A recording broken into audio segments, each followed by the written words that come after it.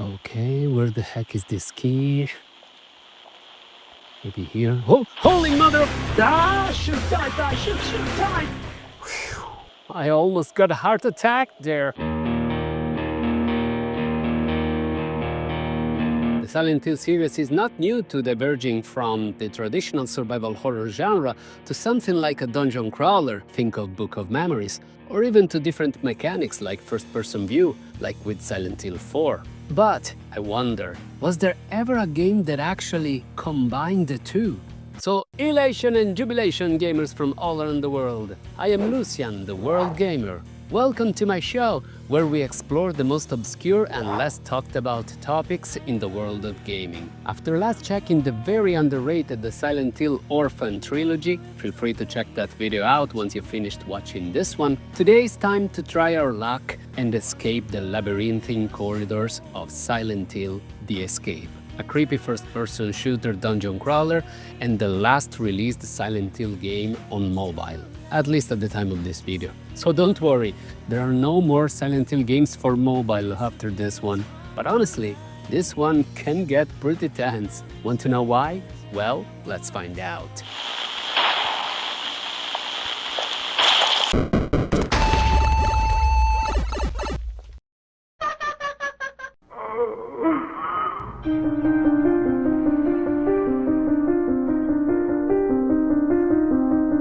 In 2007, Konami releases Silent Hill: The Escape on Android and iOS smartphones. This is not to be confused with 2019's Silent Hill: Escape, which is a slot machine because Konami. Have you ever seen such aberrations? The Escape is basically a first-person dungeon crawler with emphasis on shooting, nurses mainly. It doesn't really tell a story, which for a Silent Hill game it's simply sacrilegious. You're just some random guy who wakes up in a dungeon, supposedly in Silent Hill, or at least I would hope so, and needs to get the hell out. Now, it's clear that there is no thought put into it from the developers. Enemies are simply taken at random from the series. For example, the nurses are put there not because they represent something symbolic, like a trauma for the main character, but just because they are nurses and are an iconic and recognizable part of the series. Yeah, The Escape is a cash grab, plain and simple. That said, not all of it is bad, as absurd as it sounds. What are you talking about? First of all, it took me a lot to find an Android device that was compatible with the game and wouldn't give me some kind of graphical glitch that made the game unplayable. In the end, I had to settle with my wife's 10-year-old tablet that thankfully she didn't throw away. So, on with the game now. First, the game can only be played in portrait mode, with no landscape option. Secondly, the controls are a bit weird, even by touch control standards. You move forward by sliding your fingers up and turn left and right by sliding them in the correspondent direction. And you can also step backwards by sliding the finger down. The real tricky part is the combat, as you aim with the gyroscope from your phone and shoot by tapping the screen. You can also reload by tapping the small icon at the bottom right, which in turn triggers a minigame that involves the gyroscope as well. More on that later. Your objective is to navigate the labyrinth in each stage, get the key and find the exit, all while surviving deadly enemies, which if they get close enough to you, it's insta-death. Gotta love those.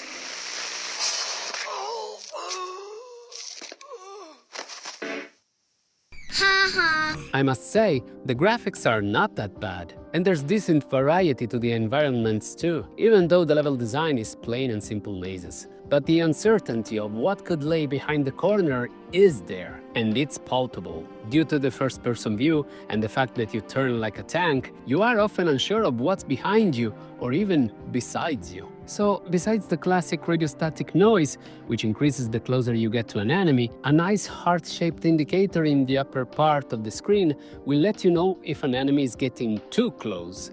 And let me tell you, there is nothing more heart-pounding than knowing an enemy is near and not being able to see it, with the static noise getting on your nerve and the danger indicator glowing like crazy. It's in these situations that Silent Hill: The Escape gives its best, because it forces your cool with the gyroscope aim. Moreover, the gun reload here is not automatic. Once you run out of bullets in the cylinder, you will have to activate a small minigame by which you need to align the cylinder shape with the cylinder itself. The more accurate you are, the more bullets you will reload. And by the way, just like in the classic survival horror games, bullets here are scarce, or rather limited. The only support items I've been able to collect are bullets and flashlight batteries that help to improve on the only dim-lit source of light at your disposal, but honestly, they don't make that much of a difference. I'd rather have bullets than batteries, because there are way more enemies than enough bullets to take care of them at my disposal. Again, following the classic survival horror philosophy. But contrary to your typical survival horror games, you can't really avoid enemies when in a narrow corridor, and the level design is based on corridors. There isn't a single wide area to be found here that would allow you to circle around your enemy and avoid it altogether. If you stumble on an enemy, you have to go back or pray that the level design allows for some other way to circle them and avoid them, like a little circle in the map maybe. Speaking of the map, yeah, it's tiny and doesn't show that much, but that's the only thing you have to orientate yourself, since the textures and the level design have virtually zero landmarks, which further increases the feeling of helplessness and being lost in the darkness. The only small help you get is that single green dot, which indicates the general direction of the exit, which you soon realize is completely useless information unless you get the key first, which location the map won't show. So, off you go on your quest, I guess. Good luck out there.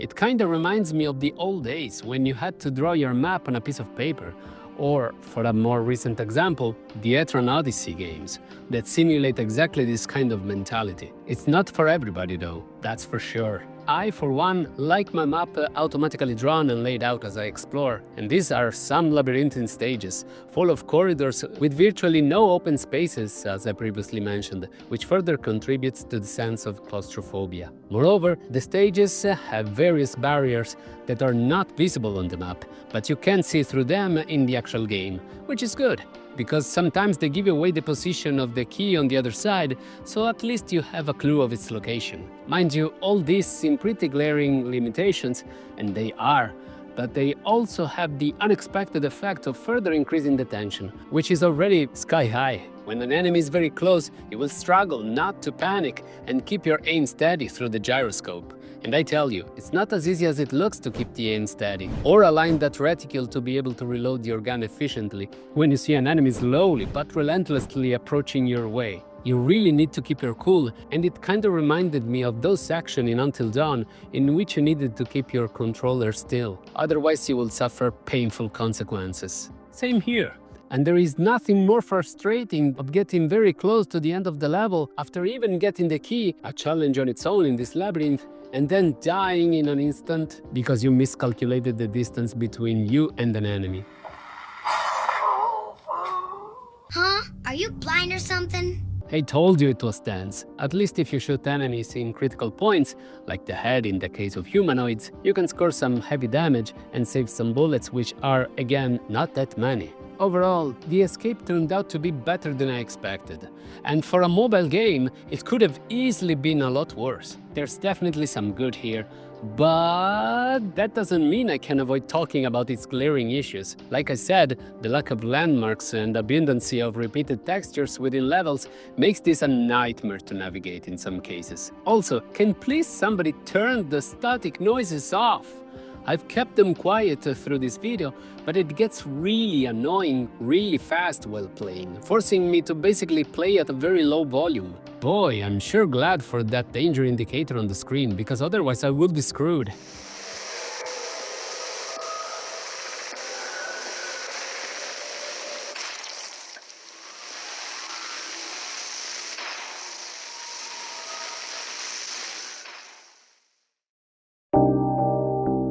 Hey you!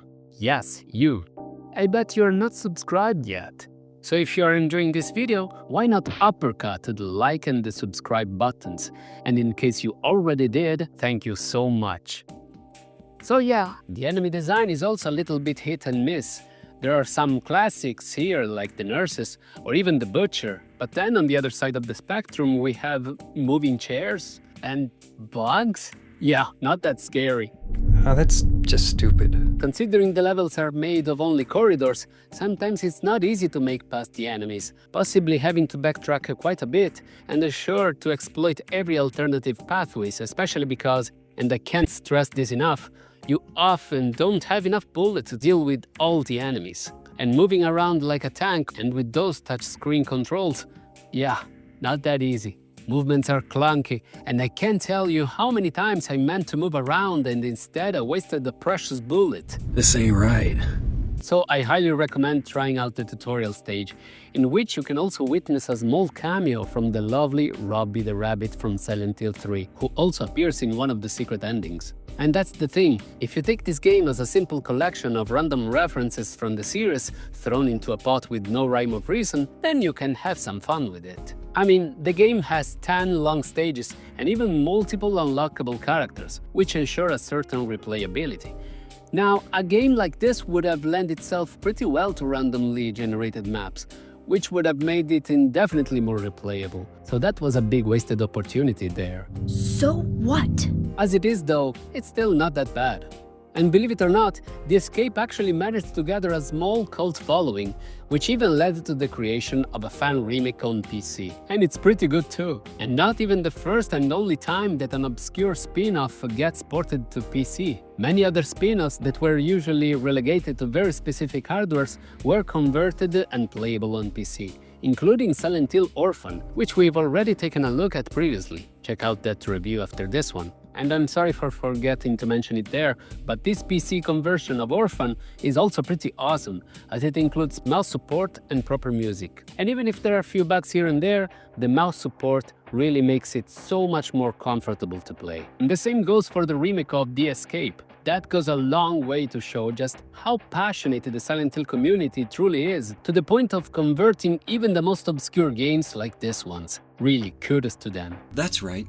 If you want to know more about this fan remix on PC, you can check out Lorp's video channel that focused more in depth on the fan remix of Orphan and The Escape. Check his videos out through the link in the description and show him some love. As for myself, I can only say that, in the case of the remake of The Escape, sometimes I feel it's a little bit too easy, mainly because of the mouse controls, which are far more precise, and they even added more ammo scattered around too. Also, it's weird that you don't seem to be able to step backwards. If you press down to move backwards, it will simply turn you around, and it was useful to be able to step backwards from enemy on the mobile version. But the improved graphics and sounds make the overall experience way scarier.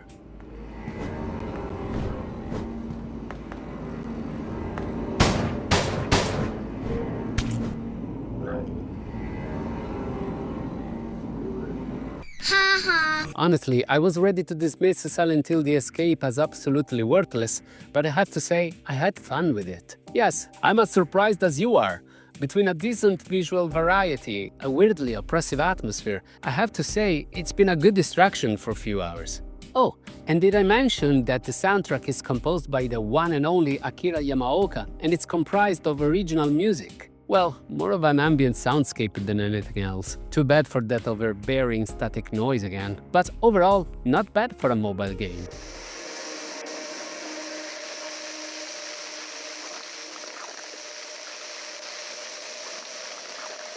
And of course, Konami being Konami, did what Konami did best: prevent players from playing their games. Something's gone seriously wrong. So, of course, this has been delisted for quite a while now, but you can still find methods to play it, if you know what I mean. But considering its compatibility issues on Android, your best shot could be the fan remake on PC. So, if any of this gameplay footage piqued your interest, there's no harm in trying out Silent Hill The Escape for yourself. You might be as surprised as I was.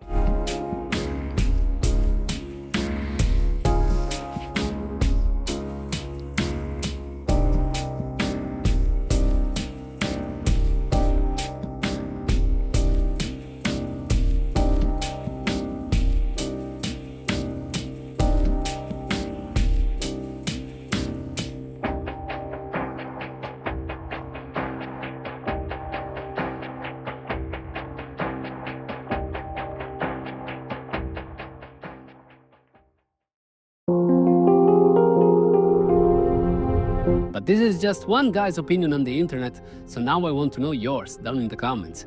Did you know about this obscure title in the Silent Hill franchise? Will you check it out? What is your favorite game in the series? Share your thoughts in the comment section down below. Also make sure to smash the like and subscribe buttons, as it really does help my channel grow. And if you enjoyed this video and are a Silent Hill fan, make sure to check out the rest of the video series in which I dig up obscure Silent Hill games like the elusive story of play novel Silent Hill for Game Boy Advance and its Lost Media DLC. Next time, join me on my quest to find even more forgotten Silent Hill games. And we are finally ready to conclude the Silent Hill series focus on the most weird, underrated, or somewhat unnecessary games. And we finish with a bang, as next time we will take a close look at Silent Hill the Arcade. So subscribe so that you get notified on my future uploads. And you will also help a fellow gamer out. But most importantly, I want to thank you so much for sticking to the end of this video. I will be seeing you in my next one, but until then, stay safe, play safe, world gamers.